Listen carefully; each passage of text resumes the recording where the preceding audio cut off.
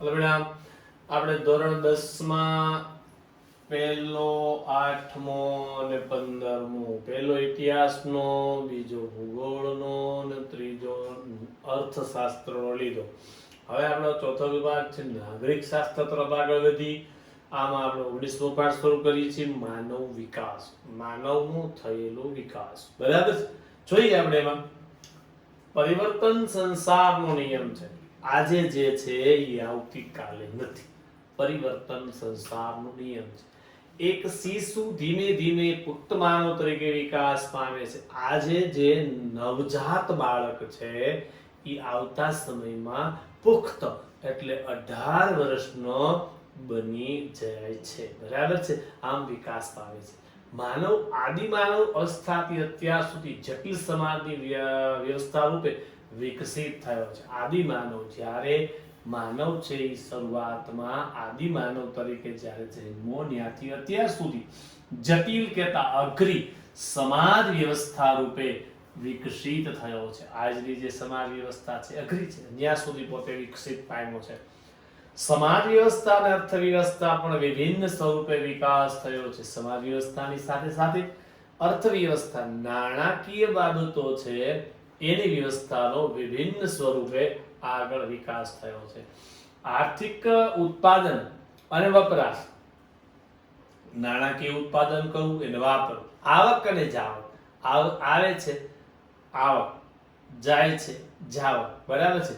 અને નફા અને ખોટનો હિસાબ માંડવો, નફો કેટલો થયો, ખોટ કેટલી થઈ એના હિસાબો રાખવા. આ માટે શરૂ થયેલું અર્થશાસ્ત્ર છેલ્લા 60-70 વર્ષથી ભૌતિક સુખાકાર, આ જે અર્થશાસ્ત્ર છે એના માટે શરૂ કર્યું, પણ છેલ્લા 60-70 વર્ષથી ભૌતિક સુખાકારી, ભૌતિક સુખાકારી કેને કહેવાય? નિર્જીવ વસ્તુથી આપણા સુખમાં થતો વધારો.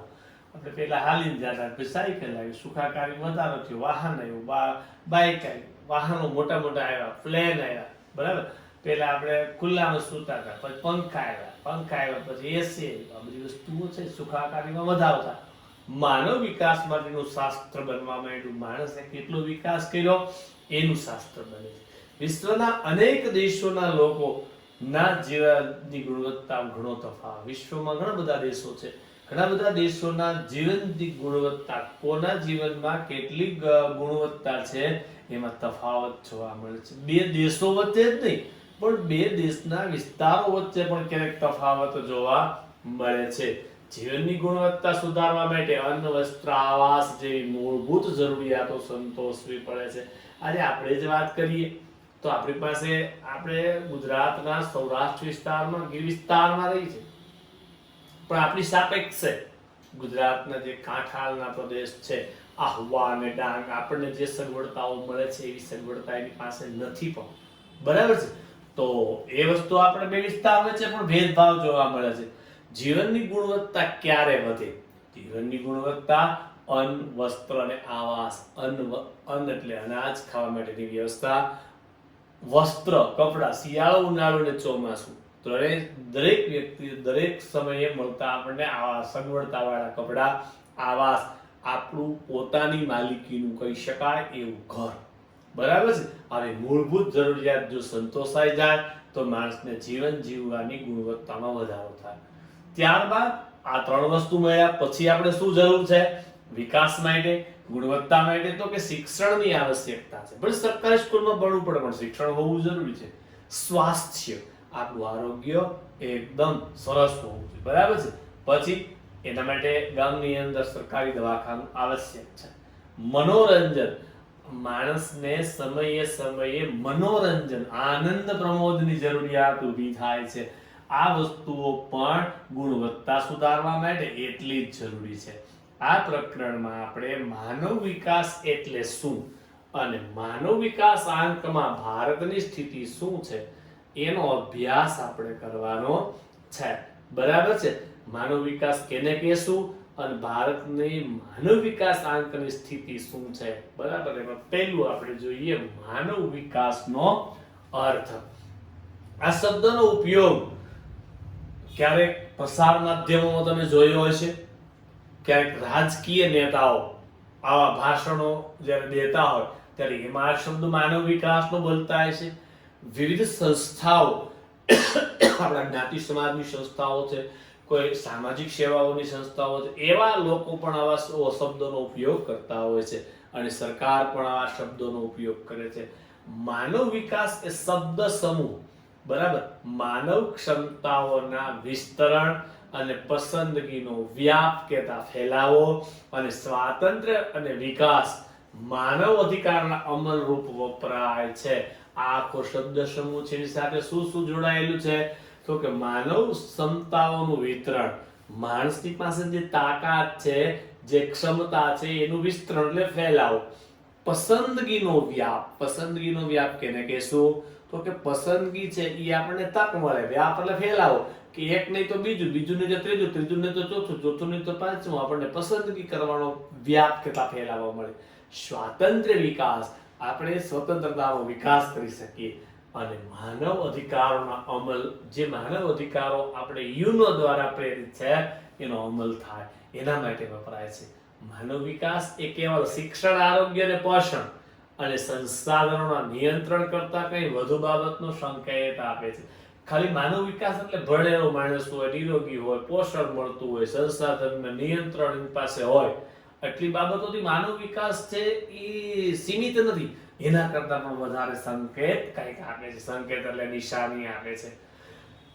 માનવ વિકાસ એ માનવની આકાંક્ષા એટલે જરૂરી હોય એવી જીવન નિર્વાહની સુવિધાઓ વિસ્તારવાની પ્રક્રિયા છે. હર એક માણસ છે એના મનની અંદર આકાંક્ષા છુપાયેલી હોય છે, બરાબર, અને એના માટે જરૂરી હોય એવી જીવન નિર્વાહ કેને કહીશું? જીવવા માટેની જરૂરિયાતો, બરાબર છે, એની સુવિધાઓની પ્રક્રિયા કરવા, વિસ્તાર, એની સુવિધા વધારે મળે, એનો વિસ્તાર થાય, એની પ્રક્રિયા, એને કહેવામાં આવે છે UNDP, United Nations Development Programme, બરાબર છે. એવું કઈ વિચારીએ આપણે. માનવ વિકાસ એ વિકાસની દિશામાં માનવ કેન્દ્રિત અભિગમ છે. માનવનો વિકાસ છે એના કેન્દ્રમાં માણસ જ રહેલો છે, બરાબર. માનવ વિકાસનો ઉદ્દેશ દરેક માટે જીવનની એક સરખી પરિસ્થિતિ ઊભી કરવી. દરેક માણસ છે એને જીવન જીવવા માટે એક સરખી એની જરૂરિયાત વાળી વસ્તુઓ પ્રાપ્ય થાય, જેનાથી લોકો તેની પ્રતિભા અનુસાર સાર્થક અને સર્જનાત્મક પ્રતિભા, એનામાં આવેલી આવડત, એની અનુસાર સાર્થક, કંઈક અર્થવાળું અને નવું સર્જન કરે એવું જીવન જીવી શકે. શરૂઆતમાં માત્ર આર્થિક વિકાસને જ માનવ વિકાસ તરીકે માપવામાં આવતો હતો. જ્યારે આ શાસ્ત્રનો વિકાસ થયો ત્યારે લોકો એવું માનતા જેની પાસે પૈસો છે એ માણસ વિકસેલો છે એવું માનવામાં આવતું. આર્થિક વિકાસ એ માનવ વિકાસ કહેવામાં આવતો. જે દેશની માથાદીઠ આવક વધુ હોય તે દેશનો માનવ વિકાસ વધારે. એક જ માપદંડ હતો, માથાદીઠ આવક. દેશની ટોટલ આવક એને ભાંગ્યા ટોટલ વસ્તી કરવામાં આવે તો આપણને માથાદીઠ આવક મળે. તો એવો ત્યારે આ માપદંડ નક્કી કર્યો હતો કે જે દેશની માથાદીઠ આવક વધારે એ દેશનો માનવ વિકાસ વધારે. હવે એક જ માપદંડ હતો જેના લીધે દરેક દેશ તેની કુલ રાષ્ટ્રીય પેદાશ ગ્રોસ નેશનલ પ્રોડક્ટ GNP પર ધ્યાન કેન્દ્રિત કર્યું, બરાબર છે. આર્થિક વિકાસ થતા લોકોના જીવન ધોરણમાં ખાસ કોઈ પરિવર્તન આવ્યું નહીં.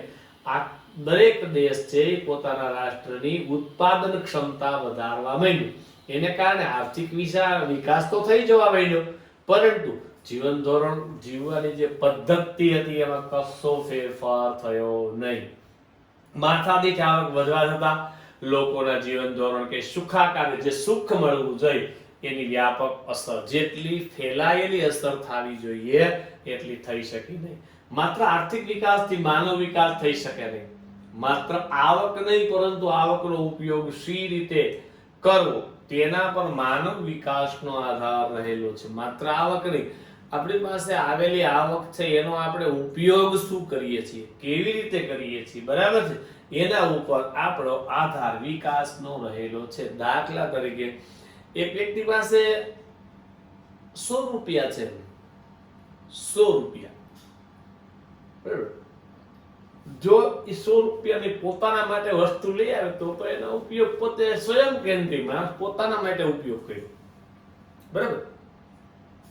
તો એક માણસ છે એ 100 રૂપિયાનું ઘાસ લઈને ગાયને ખવડાવે છે, બરાબર. તો એક માણસ છે એ 100 રૂપિયા દારૂ પી જાય છે, બરાબર. અને એક માણસ છે એ 100 રૂપિયાની પેન્સિલ અને નોટબુકો લઈ અને પછાત ઝૂંપડપટ્ટી એરિયાના બાળકોને આપે છે. આપણે જોયું એક માણસ બાળકોને ભણવા માટે ઉત્સર્જિત કરવા માટે એ નોટ ને પેન્સિલ લેવું પડે છે, એક માણસ પોતા માટે વાપરે, એક માણસ દારૂ પી જાય છે, એક માણસ ગાયને ઘાસ આપે. તો આ 4 ઉપયોગમાં શ્રેષ્ઠ ઉપયોગ કયો? તો કે વિદ્યાદાન છે એ શ્રેષ્ઠ દાન છે. એને પોતાના 100 રૂપિયાનો ઉપયોગ બીજાના કલ્યાણ માટે તો કર્યો જ છે, પણ વિદ્યાનું દાન આપ્યું છે શ્રેષ્ઠ છે, કારણ કે ગાયોને ઘાસ નાખવા વાળા પુષ્કળ મળશે, પણ આવા વિદ્યાર્થીઓને બુક પેન્સિલ લેવા વાળા એક અને માત્ર એક માણસ મળ્યો છે એનો ઉપયોગ. તો માણસ પોતાનો જે વિકાસ કરે છે એ સી રીતે કરે છે એના ઉપર આધાર છે, બરાબર છે. આમ માનવ વિકાસને 4 આવશ્યક સ્તંભો છે. માનવ વિકાસ કરવા માટે આપણે જરૂરી થાંભલાઓ કેટલા? 4. પહેલું સમાનતા, સ્થિરતા, ઉત્પાદકતા અને સશક્તિકરણ.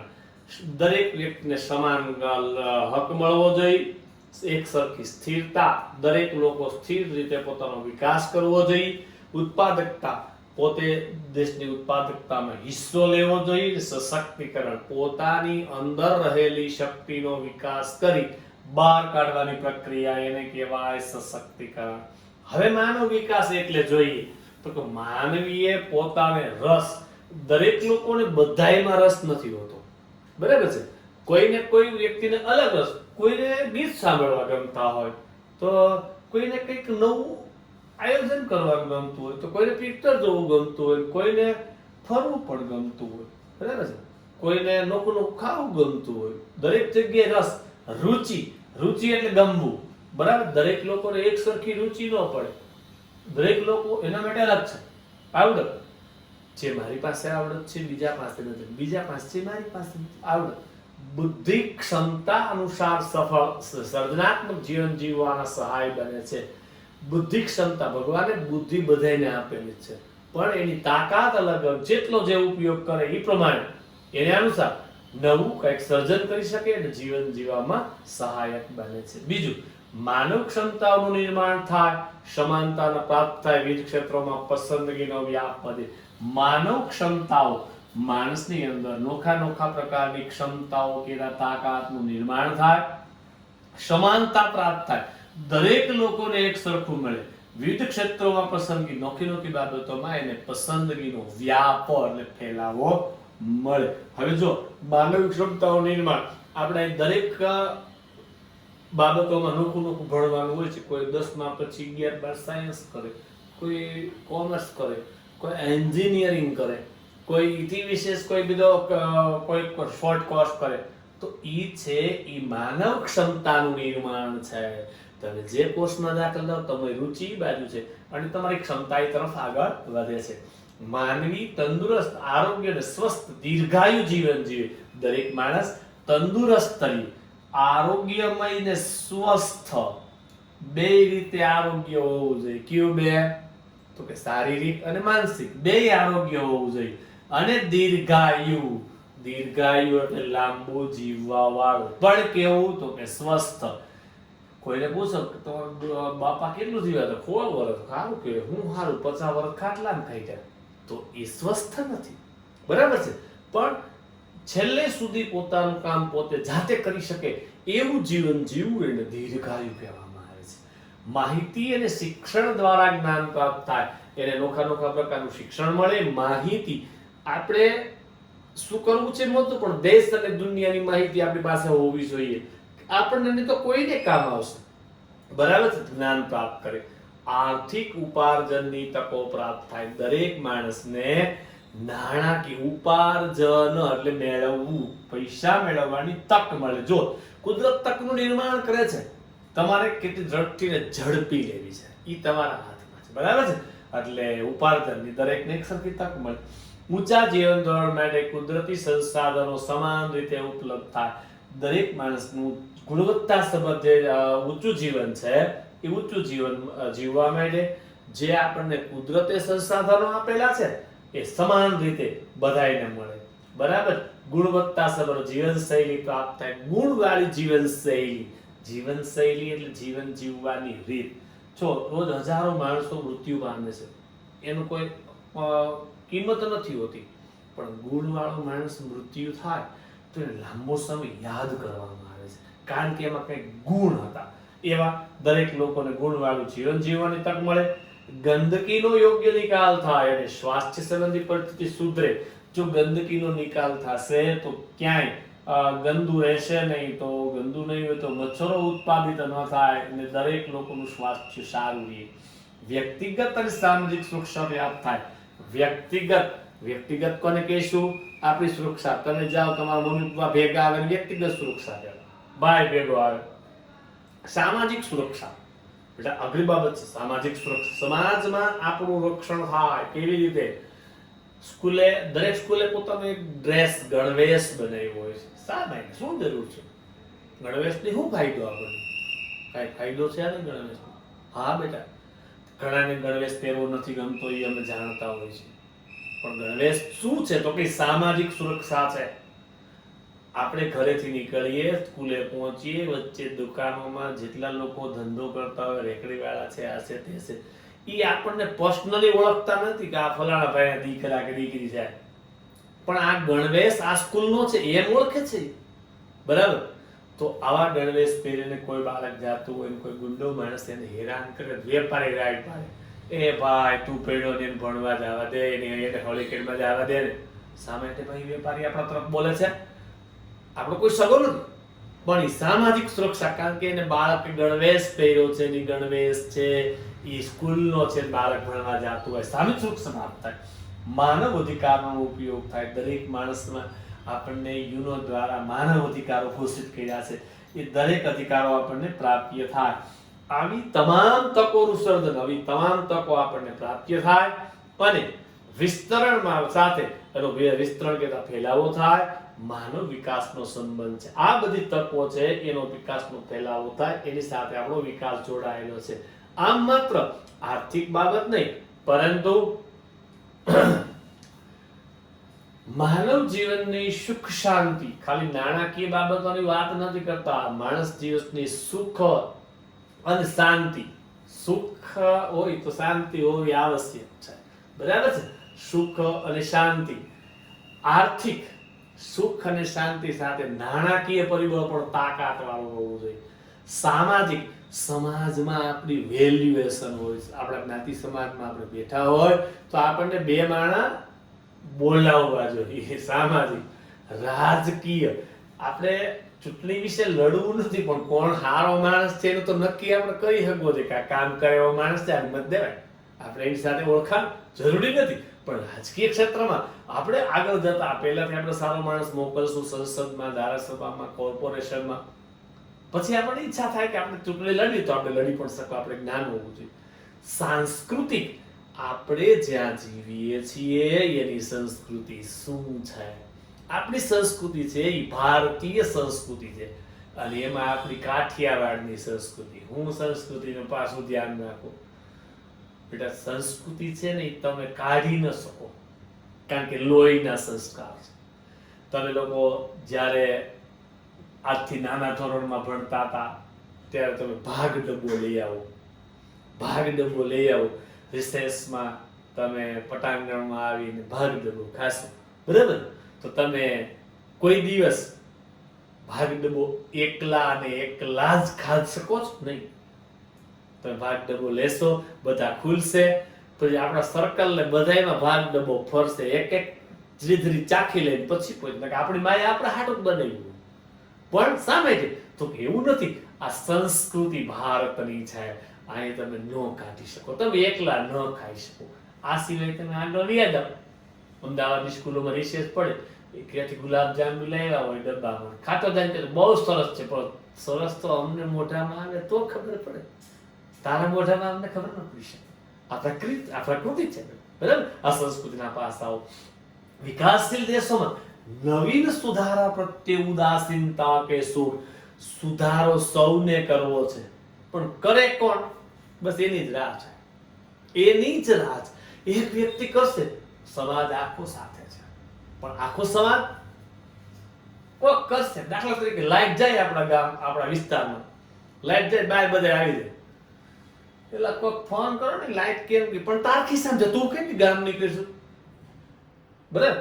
પછી એવી જ રીતે બીજી વાત કરી કે આપણે જ્યારે મૃત ભોજન, મૃત્યુ થઈ ગયા પછીની ક્રિયામાં જે માણસોને આપણે 200-500 માણસને આમંત્રિત કરીએ છીએ, ખોટું છે. એક તો એના ઘરમાંથી એક વ્યક્તિ વયો જાય છે, અને એની સાથે એને આ ખર્ચો મોંઘો પડે, બેટા નથી પોહાતો, પણ કરવું હું કરવું જ પડે છે.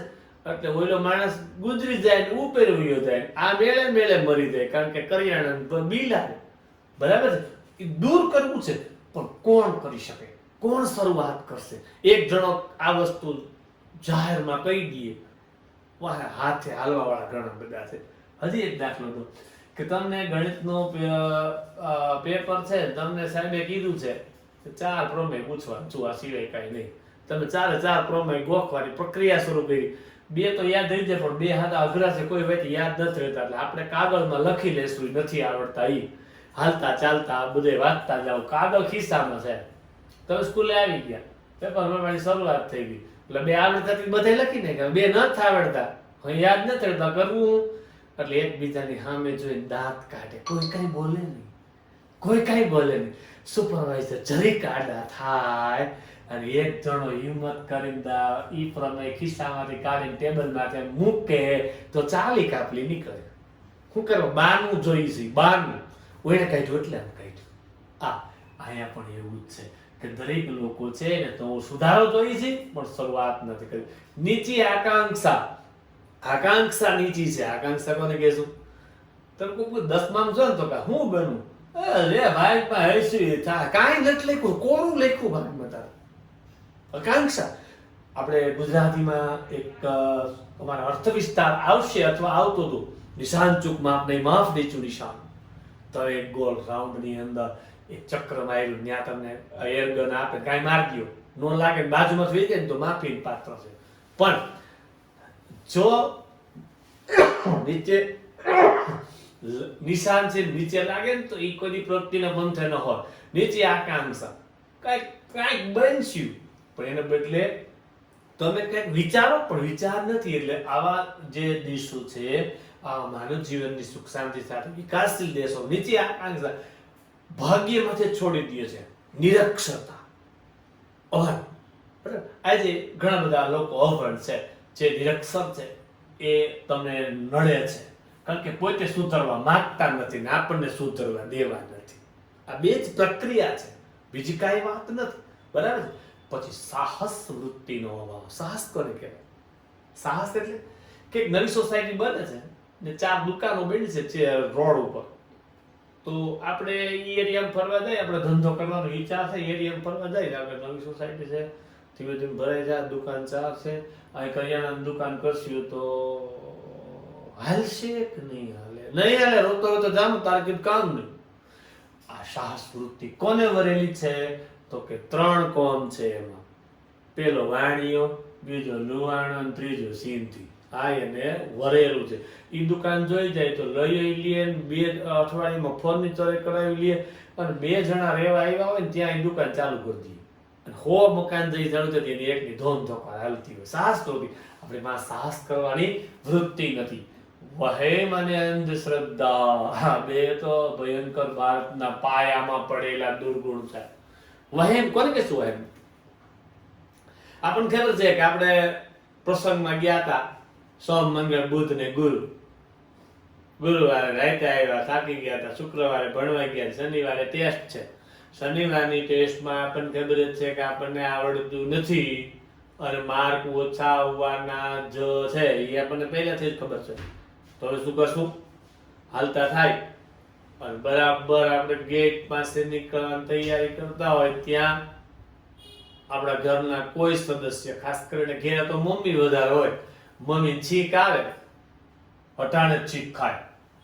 હવે પેપર મારું સારું નહીં જાય, ટેસ્ટ ભરે, માર્ક આવે, ઓછા જોયું મેં કીધું તે ચીક ખાધી હતી પણ ચીક એને જ ખાધી બેટા તે સોમથી શુક્ર કાંઈ વાંચ્યું નતું બરાબર અથવા તો ક્યારેક આપણે જાતા હોય કે અગત્યના કામ પ્રસંગમાં જાતા હોય બસ ચૂકાઈ જાય તો આપણે વહે આપણે ઘરની બહાર નીકળ્યા તો બિલાડી આડી ઉતરી પણ બિલાડી તું ભાઈ આડો નથી ઉતરો બે હામ હોય છે પણ વહે અંધશ્રદ્ધા શ્રદ્ધા 100% સારી તમે ઘરેથી જ્યારે બહાર નીકળો છો ત્યારે તમારા ઘરની આસપાસ નાનકડું મંદિર છે એટલે ચપ્પલ ઉતારીને તમે પગે લાગો છો આખો દિવસ ખુશનુમા જાય છે પ્રફુલ્લિત જાય છે તો તમને શ્રદ્ધા થાય આ દર્શન કરીને તો મજા આવે છે આપણે એકવાર દર્શન કર્યા બીજા રસ્તે હાલીને આપણો દિવસ કંટાળાજનક જાય તો આપણે ખબર પડી જાય કે આ કંઈક છે શ્રદ્ધા છે અંધશ્રદ્ધા કેને કહેવાય તો કે આપણે અત્યારે બહુ એવું આવે છે માર્કેટમાં કોઈ વ્યક્તિને તાવ આવ્યો પછી ખબર કાઢવા જાય બધા શું થયું કાંઈ નહોતું બહાર ગયા હતા તાવ આવ્યો આંખ દવા લીધી નો સારું થયું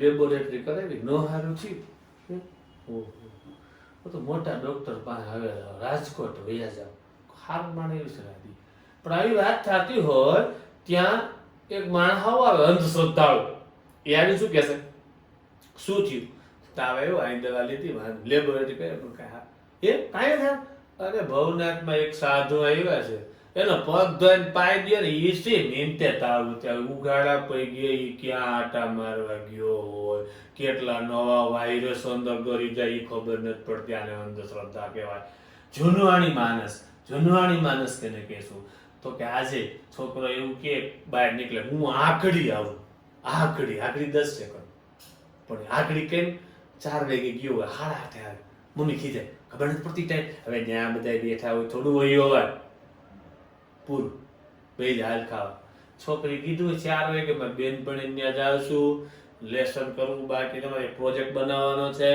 અને હું 6 વાગે વહી આવીશ કાંઈ વાંધો નહીં રવિવાર છે 4 વાગે જાય છે છોકરી 5:45 થાય કે હા મારી મમ્મીનું 6 વાગે કોઈ નીકળ્યું મારે જવું મમ્મી મારે રાહ જોતી 5:45 જ્યાં બહાર નીકળે છે થોડીક જ આગળ આવે સાયકલમાં પંચર થઈ જાય છે હવે સાયકલ તો રવિવારે કોઈ હોય નહીં પંચર થાય નહીં બિચારી દોરીને આવે છે 6 ને બદલે 6 ને 5 થાય 6 ને 10 ત્યાં તો આખું ઘર શિકાર માથે જેમ સિંહ બેઠો હોય એમ બધાય દરવાજા સામે ટીક ટીક આંખું રાખીને બેસી જાય જેવી છોકરી અંદર આવે હોવા છે ત્યાં તો એક એને શિકારી કૂતરા જેમ તૂટી ક્યાં ગઈ હું છું કેમ એક પૂછો પંચર પડ્યું થયું એટલે વિચાર ને કારણ કે માણસ 14મી સદીનું છે જીવવું છે 21મી સદીમાં જૂની પુરાણી રૂઢિઓ રિવાજો આજે વર્ષોથી ચાલી આવતી આપણે જે રૂઢિઓ રિવાજો છે રીતો છે આપણે એને છોડી શકતા નથી ભૌતિક અને કુદરતી સંસાધનોનો અપૂરતો ઉપયોગ આપણને જે ભૌતિક સંસાધનો મળ્યા છે આપણને જે કુદરતી સંસાધનો મળ્યા છે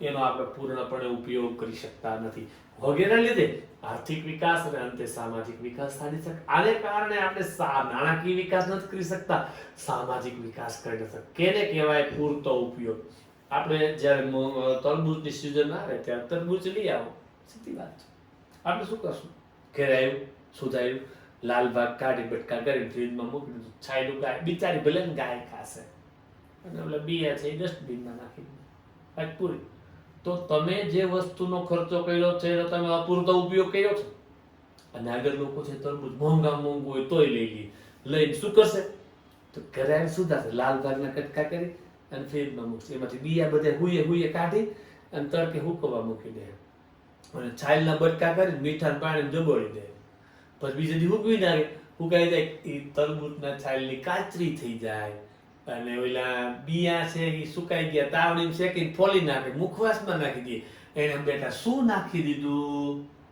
એક ડીટી આને કહેવાય પૂરતો વિકાસ આપણે કરી શકતા નથી એટલે સામાજિક વિકાસ અને આર્થિક વિકાસમાં આપણે અભાવ જોવા મળે છે